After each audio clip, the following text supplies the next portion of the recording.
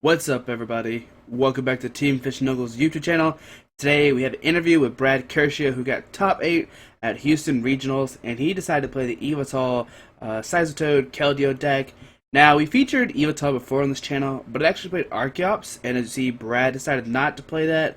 I can't remember if we talked about it or not, but I don't think Brad thought it was worth it at all. I think he could still... I think he thought he could still beat, like, Vespa Queen and all the evolutions decks without it. They do help a lot, but I mean, this Yveltal deck is just a speed Yveltal deck. It plays 3 Trainer's Mail, 2 Battle Compressors, get stuff in the discard pile. You play 4 Dark Patch, and the other list that we saw didn't play Lasers and Verbank, and we see that Brad obviously did opt into play Lasers and Verbank.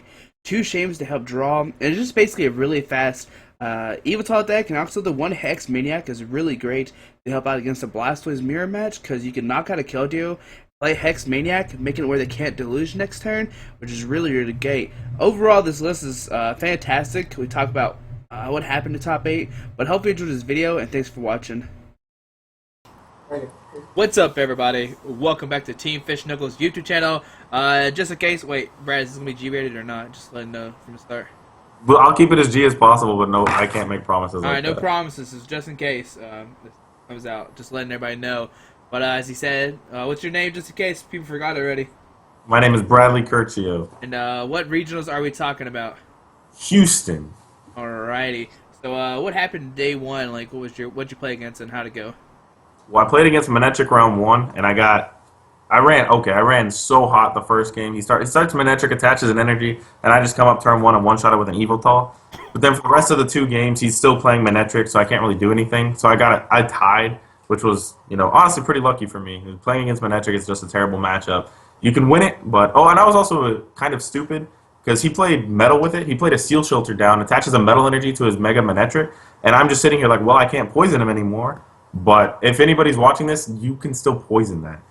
It has to be a Metal Pokemon, not a Metal Energy. So you can still poison a Mega Manectric if it has a Metal Energy and a Steel Shelter in play. I learned that the hard way, but it probably wouldn't have mattered because I still tied. And that was the best I could hope for.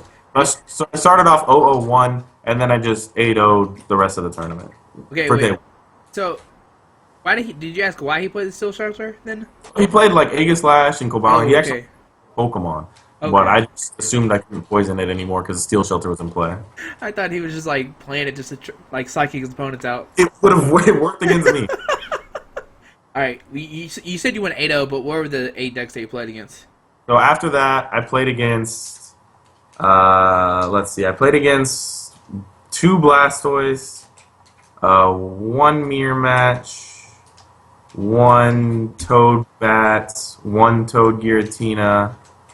How many decks is that? 1, 2, 3, 4, 5, 6. That's only 5. What else did I play against? I played against... I don't even remember what else I played against day 1. Okay. So, I ID, so I don't... Yeah, you don't remember. Yeah. It's all just a blur. Yeah, I know I played against those. I played against... God, what else did I play against? No Tool Draw, no Trevenants? Tool Draw? Oh, yeah, I did play against a Trevenant day 1. Okay. Yeah, he literally I went first game 1. He went first game 2, turn 1 Wallies, and I scooped. And then I beat him game 3. Okay. Alright. What was your hardest matchup day 1 besides the Manectric thing? Honestly, the Manectric thing. Everything else, it wasn't easy, but it was what I was kind of hoping to play against. Like, Trevenant is really easy if they don't get the turn 1 tree because they're just... Everything in the deck is bad against everything in my deck. Toad Bats is kind of rough. I wouldn't say it's a bad matchup, but I definitely feel it's really close. That's what I played like the last round of Swiss. I feel like Blastoise is a decent matchup, at least like 60-40, just because of Hex Maniac. But they can still very easily blow up on you and you can't respond. It's a lot easier generally for them to get a one-shot, especially if you have to like burn through a couple Dark Patches early. And if you whiff the Hex Maniac, then it becomes rough. But at any point in the game, if you kill the Keldeo and Hex Maniac, the game basically ends. So Mirror Match is also really weird because I'm honestly not very good at the Mirror Match because I haven't played this deck as much as some people. So I'm pretty sure like when I beat the Mirror Match, I got a little lucky. But so I feel like Mirror Match is probably one of the hardest matchups with the deck besides like Manectric. Okay. So end up day 1, you got what, Ace and like 25 points, right? Yeah, 25 points. So you need like what, 29, 30 to get in the date to get top 8? Yeah, I could have ID'd my next 5 games and made it. right. So what happened day two? Day two, round one, I played against Night March. I got a Yveltal turned one twice, and the second game that was literally all I had on the field was Yveltal, and it died. And then the first game, he prized three Lampet, so I had a chance. He still one shot me, but he had to burn through so many Pokemon to do so. I knew that I could try and do something to just not let him get another Pokemon out. He had to literally discard all of his Night Marchers. I kill his Pumpkaboo, but he hit the Super Rod pretty quickly and came back and just destroyed me. I feel like Night March is also a relatively rough matchup, but it's not unwinnable just because Darkrai is insanely good. True. And Baby Yveltal is really good. But then after that, I played against, I believe, Blastoise. I don't know, what did I play against? I don't know what I played against. I beat it twice. I beat. Oh no, I beat Azul again, the Toadbats guy from day one. I beat him last round, and then I beat him again day two, and I beat I believe a Blastoise player day two as well. And then I just ID'd the last two games because they didn't matter. Yeah. I ID'd the last two games because the Night March player, I wanted to stay as close to him in points as possible to avoid playing him in top 8. So he ID'd his second to last game, and he had 30 points. I had 32. So I just ID'd my last game. And then he ID'd his last game, so I ID'd it too. And then we ended up first and second seed, which is what I hoped for. Okay. So going to top 8, are you excited? Like, what's happening in your head? I was playing against Caleb again. I played Caleb day one, and I beat him in Swiss. It was a close series. I won game 3. I won game 1. He won game 2. I won game 3. So I was kind of excited. I knew it was definitely a good matchup. It was something that I could win. Because I know normally one of two things happen. I get auto wins in top 8, draw awfully and lose, or I just get terrible matchups, draw really well and still lose. So I know those are my two options. So I figured a pretty decent matchup, like a close to 50-50 matchup, I had a lot of potential to actually make it past top 8 for once.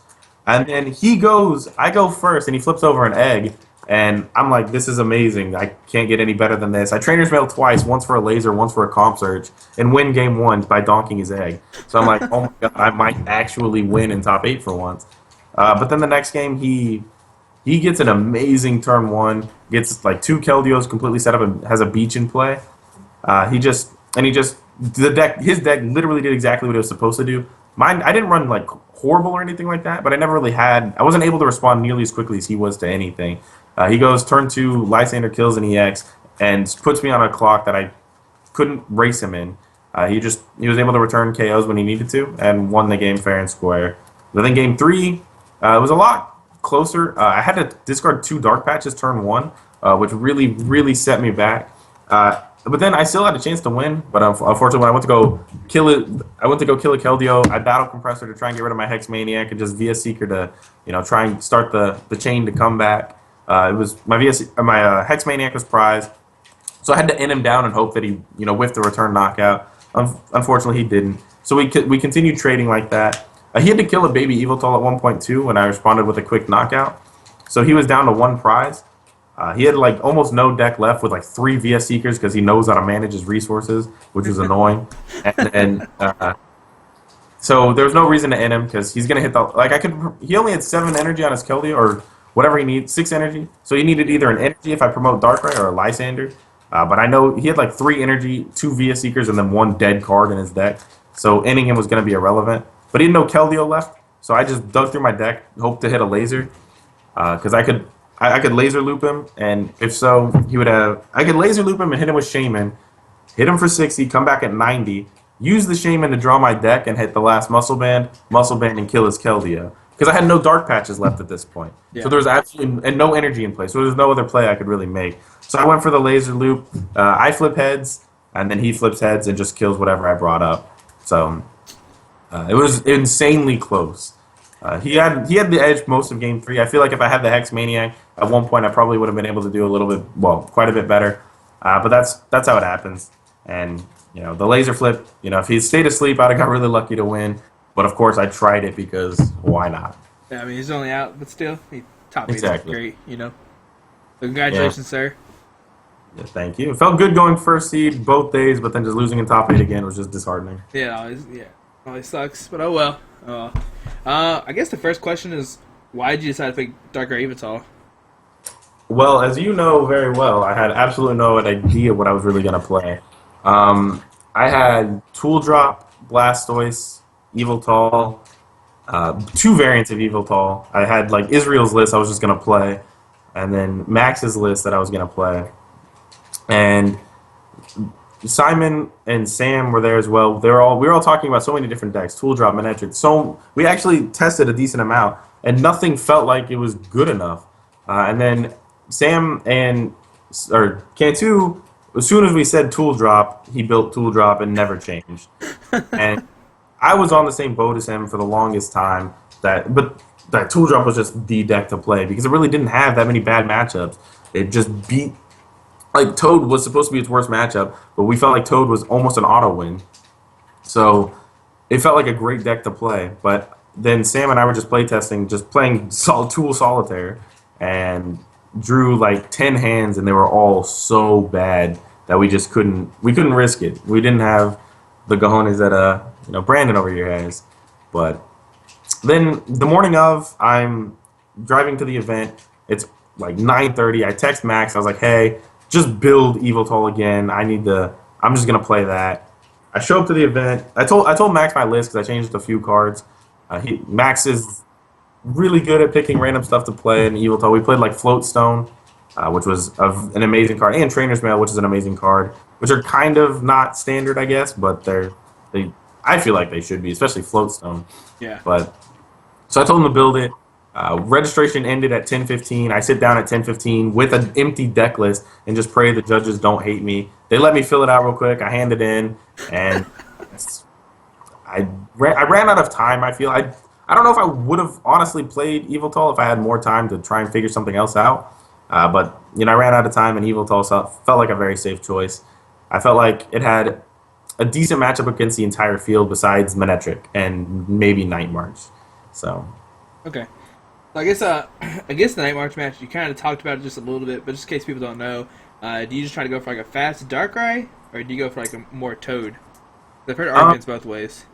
I feel like it depends on what they do. If they don't play if they play no battle compressors turn one, you toad them. If you're able to get the toad out, you can just toad them as quickly as possible. But if they're able to do almost anything on their turn, it's kind of pointless because they've already pretty much set up, and then you're just sitting there with a toad, and they're going to toad you back. So it's almost pointless to ever do that. If you're using Seismitoad against a Mew, the Mew wins like 100% of the time because you Quaking Punch, they Quaking Punch, you Quaking Punch, they Sky Return.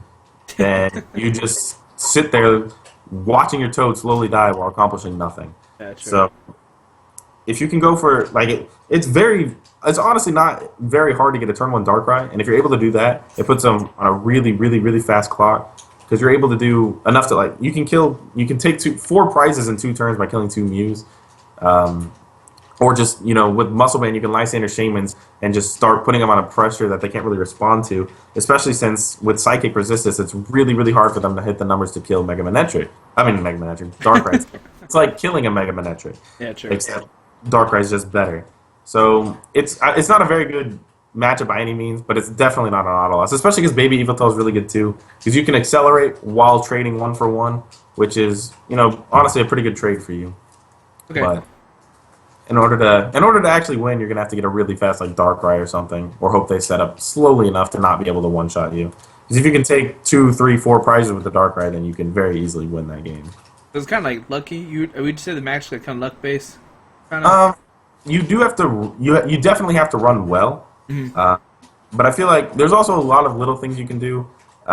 If you're able to, set up White Cyclone chaining and trade 2 prizes for 2 prizes, because they almost always bench multiple Shamans, maybe even a Jirachi. So you can try and win that way, like race Night March. But that's also insanely difficult to do sometimes. And they can still struggle. They can whiff DCEs very easily. Usually they're able to keep their stadium and play more than you because you play 2 or 3, they play 4. So, but they can definitely still whiff that. So there's several ways to win, but I feel like it's still at least 60-40 in their favor. All right. I guess I'm gonna start talking about your list. What was the reason how 1 Toad? I mean, last year we saw everybody playing 2, or maybe 3 Toad in the Yveltal Darkrai deck, but now you only played 1. And we saw the same thing with Sosa. Do you know the reason behind that? Dark Patch, really. Like, you're just... you can attack with Toad, but it doesn't really do much in a lot of matchups. It's kind of just there because you play the DCE, you play the Muscle Band, you play the Laser Bank. May as well get some cheap wins off of it if you can. But it's not a very important part of the deck by any means. It's really good against some decks. It's actually really good against Toad. If you're able to get a Toad Muscle Band before they are, you're able to win that prize trade really efficiently while setting up an Yveltal. And they're just sitting there setting up Toads, and your Yveltals are just going to run through them at some point. So if you're able to set up situations like that, it's really, really, really good. But honestly, I felt myself just throwing away the Toad in a lot of matchups, or especially like towards the middle of the game, where if you bench it even against like certain decks with Muse, it becomes a liability. Like I played against Canavis playing Tool Drop, and there was a time where I was debating I had the opportunity to Toad, and I'm like, if I bench this, he's just going to Toad me back, and that's going to hurt me more than it's going to hurt him. So it's just not even worth it in some matchups. Okay. So I definitely don't feel like 2 is needed. I feel like 1 is great because honestly, why not? You definitely have the room just to throw 1 Toad in. You have everything else Toad needs to work. So it's definitely worth playing just 1. All right, and I guess you already talked about this a little bit. You decided to play 2 Verbanks, while a lot of decks are playing like 3 or 4, like stadiums. Why did you decide to almost like auto lose the stadium war? You know what I mean? I feel like in the matchups you really need it in, they're gonna either play Verbank for you, or it doesn't.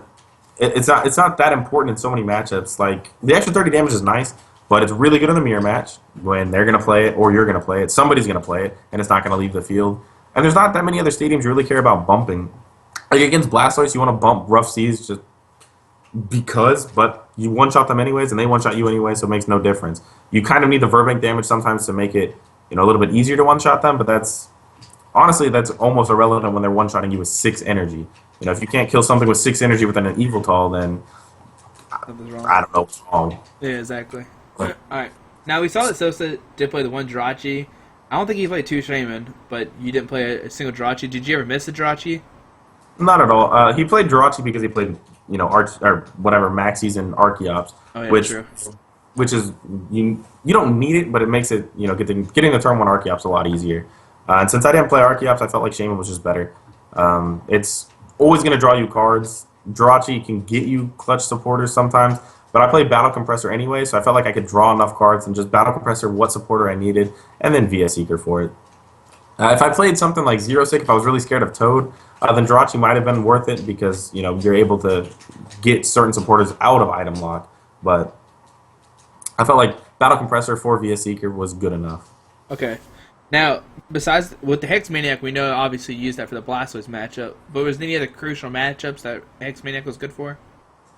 It's just a really, really good card. If you're able to go first, and if you go first and attach an energy, that's your turn. You don't really care about much else turn 1. So if you do that, attach and play a Hex Maniac turn 1, your opponent sits there and is going to struggle a lot more to set up. Because there's so much more pressure for you going second to be able to Shaman and try and blow up than it is going first. So if you go first, Hex Maniac them, and then blow up the next turn, you give yourself such a huge advantage. And then there's decks like, every deck plays abilities. Metal, certain abilities like that you really want to shut off. Even Ray Eels. There's just abilities that shutting it off in 1 turn. It's a similar concept to Blastoise, but Blastoise was definitely the biggest matchup. And with Blastoise being as big of a deck as it is, you almost have to run Hex Maniac, I feel. It's also really good against bats, against like Toad Bats. They can't get the extra damage that 1 turn, and that can mean the difference. Or if you've already, got something set up and their hand's low or something, you can just Hex Maniac them, and then they're never going to Shaman because they can't. So it's just like a little niche card. Okay. It's definitely an amazing one-of in almost every deck. All right. Now, I know we keep going back to Sosa's list and talk about it. We saw that he obviously played a 1 Getsus. Did you ever feel like you needed that 1 Getsus? Oh, you played 2 Guesses. Did you ever feel like you needed a Guesses at all? Yeah, I really wish I played Getsus. I don't feel like I needed it by any means, but I feel like Getsus is amazing in this format. Turn 1 Getsus against almost every deck in the format besides maybe Vileplume is amazing. Does Getsus get stadiums? No, just trainer cards. Just trainers? Okay. Then, yeah, it's not very good against Vileplume, but against Blastoise, their deck is so many items, you Getsus them and they're just stuck with a bad hand. They have to Shaman out of it and pray. You even Dark Right, get rid of their dark patches, and Ultra Balls turn one. So many decks play low supporter counts too, like not low supporter counts, but much lower supporter counts because they can rely on Via Seekers, Battle Compressors, and Shamans. You get all that out of your opponent's hand, and then they're just sitting there draw passing, hoping to top decks one of the 6 supporters that they actually play. Okay. Now, let's say theoretically you did play a one Gets and one Hex Maniac. Turn one, you're battle compressing. You're looking to discard the Hex Maniac and the Getsus, but how do you decide which one to use for that turn? Because you just said right there that you can use Hex Maniac turn one or Gets turn one. How do you decide like which one's better? Depends on the matchup, I feel. If you're playing, actually, I guess not really. I would almost always rather Getsus than Hex Maniac turn one. There's very few reasons not to, I feel. Getting rid of, I mean, it can kind of be annoying because you get rid of their hand and then they just like shaman for a bunch. But even if they do that, they're still having to draw back into the cards you got rid of in the first place, and you're forcing them to shaman when they could have played all their cards, shaman, and then draw more. So I feel like Getsus turn one is almost the ideal supporter, like almost 100% of the time. Okay. Now, the fact that it draws you cards too is just dumb. Yeah, that's true. All right. Now, besides the one Getsus, was there anything else you wish to play or that you had in the deck? Not really. I thought about like Absol and Buffalon, things like that, but I feel like those are just not needed. They don't help that much. Sometimes I wanted a third Shaman, but there's no bench space. Actually, I really wanted a Hoopa, but there's definitely no bench space for it. So not really. I feel like the list was almost perfect. I probably would drop something for a Getsus. I'm not entirely sure. There's little things I would want, like maybe a second Dark Patch, a Sableye. I mean, second Dark Patch, a second Lysander, a Sableye. But I don't really know what I would cut for them. So. All right. So going to week 2, do you still think Yveltal is like a strong play? A very strong play. Yeah, I feel like Manectric is one of the biggest counters to it, but you can't really safely play Manectric with the amount of Blastoise in the field. If you can build a Manectric deck to confidently beat Blastoise, then Yveltal might be kind of a much worse play. But with Manectric being your worst matchup, and there being so little Manectric, and every other matchup being, solid if not favorable, I feel like it's still a very good play. Okay. Now, speaking of other regionals, are you planning to go into any other regionals, or is this your only one? This is my only one for this season, I feel. Or for this little... For the season, you're done. I might be. If I get my invite through cities, I might not show up to another regionals. But we'll see about that. All right. So, how many championship points are you at right now? You get 75 from top 8, 40 from Worlds, so 115. All right, very nice. And if it is 300, I mean, I'm trying to think how I want to go. Like, how do you want to earn them? Because I know some people like hate going to league challenges, and other people like might go into them. Like, do you just you go to league challenges? League challenge. I don't go to league challenges. I didn't go to league challenges last year. I didn't even go to battle roads very often. I don't like, especially in Texas. I don't feel like playing 6 rounds hoping to go undefeated just to get 15 points. That's just like I'm not about that life. Yeah, you can like get it through like cities and hope you get it that way. Yeah, because I can do that at cities pretty easily. Like last year at cities, I ran so hot throughout the entire season. I literally lost 1 game throughout Swiss, which is why my ELO was godlike. And then I cut every cities I showed up to. 1, 2, got second at like 3 or 4. So it was really, really easy for me. So if I can do that again, like that's 180 points, and there's basically my invite. Right, there's your invite already. If it's at 300, that's still big question. All right. Well, do you want to give any shout outs to anybody? Simon for helping me with the list. Cantu for being Cantu. Will because he's gonna be mad if I don't say his name. Max because he helped me build my deck at the last minute. And then I'll go ahead and give a shout out to our Max and I are gonna start a little YouTube channel, Team BM Gaming. Look out for it, even though it's probably not going to show up for several months because we're lazy. But it's something we want to try. And then, of course, 60cards.net. All right, man. Well, if your YouTube channel does start up, or if you ever do get around to making it, just let me know. I'll post it down below if anybody watches it then. And if not, I can just post a link about it or something. Yeah, for sure. Yeah, man. All right, thank you so much for this interview. And I guess we'll look at cities because I guess that'll be your next tournament you go up to. Yep. Yeah, all right, man. Take care, and thank you so much for this interview. All right, for sure. All right, goodbye, everybody.